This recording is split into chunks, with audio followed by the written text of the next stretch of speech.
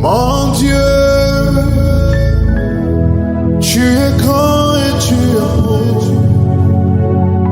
Dieu vivant, Dieu très haut. Ma Bible au quotidien, le verset du jour. Deutéronome chapitre 31, le verset 8, je cite. L'Éternel marchera lui-même devant toi. Il sera lui-même avec toi. Il ne te délaissera point. Il ne t'abandonnera point. Ne crains point et ne t'effraie point. Fin de citation. Glorifions le Seigneur. Par les cieux devant toi. Le verset du jour nous enseigne que l'Éternel est fidèle et n'abandonne jamais ses enfants. Bien-aimés, le chapitre 31 de Deutéronome se situe dans un moment crucial de l'histoire d'Israël.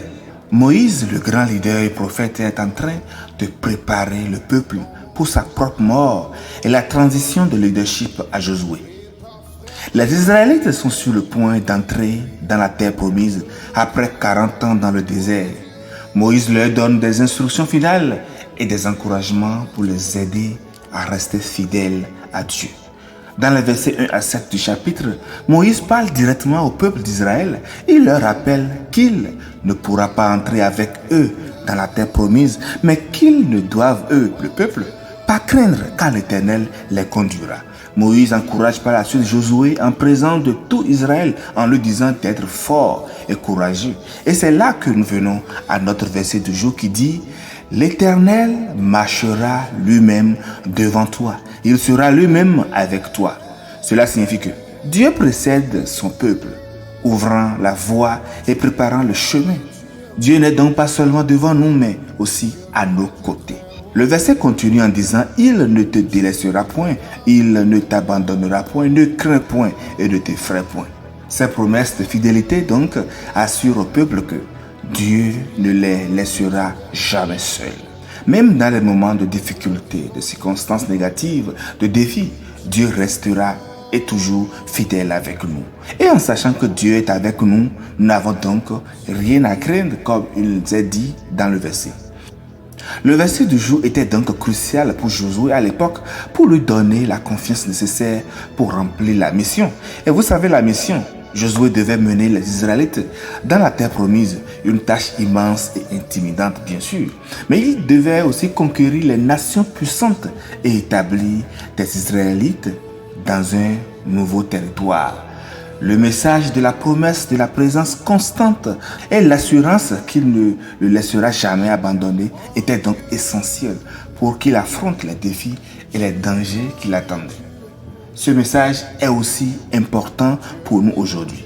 Dieu est un guide fidèle qui marche devant nous et nous conduit. Nous devons déjà le remarquer dans notre quotidien. Il est une présence constante à nos côtés, jamais éloigné de nos luttes et de défis. Sa fidélité est immuable et nous pouvons lui faire confiance même lorsque nous faisons face à l'inconnu ou à des situations difficiles. Peut-être que vous vivez actuellement la solitude. Vous savez, la solitude se manifeste souvent par un mal-être intérieur, un vide ou un cruel manque d'affection. Elle est souvent accompagnée d'effets secondaires comme le sentiment d'être insignifiant, inutile et sans but dans la vie. On peut trouver diverses causes à la solitude, mais nombreux sont ceux qui ne savent pas qu'ils n'ont pas à la subir, mais qu'ils peuvent au contraire la confronter et la gérer. Chers amis, il est important de réaliser qu'être seul ne signifie pas forcément se sentir seul ou être solitaire, non. On ne peut pas toujours éviter d'être seul. Mais on peut toujours trouver des solutions à la solitude. La parole de Dieu nous dit d'être fort et courageux car Dieu est constamment avec nous. Dans le monde naturel, vous pouvez être seul, mais cela ne signifie pas que vous devez ressentir la solitude car spirituellement, Dieu est toujours là.